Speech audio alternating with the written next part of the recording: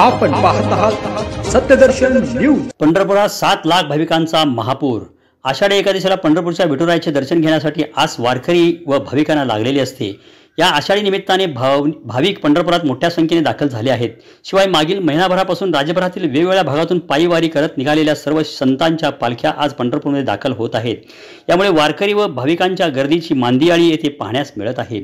उद्या आषाढी एकादशी असताना आजच्या दिवशी जवळपास 6 ते 7 लाख भाविक पंढरीत दाखल झाले आहेत। पंढरपुरात यावर्षी किमान 16 ते 17 लाख भाविक वारीसाठी येतील असा प्रशासनाचा अंदाज आहे। त्यानुसार भाविकांची गर्दी वाढू लागल्याचे चित्र पाहण्यास मिळत आहे। पंढरपूरकडे येणारे सर्व रस्ते वारकऱ्यांच्या गर्दीने फुलून गेले आहेत। पंढरीत विठू नामाचा जयघोष सुरू असून अवघी पंढरी नगरी दुमदुमून गेली आहे। पंढरपुरातील महाद्वार चौकात तर भाविकांच्या गर्दीचा महापूर आल्याचे पाहण्यास मिळत आहे। तर चंद्रभागा नदीत देखील स्नान करण्यासाठी प्रचंड गर्दी झालेली पाहण्यास मिळत आहे। आपण पाहत आहात सत्यदर्शन न्यूज।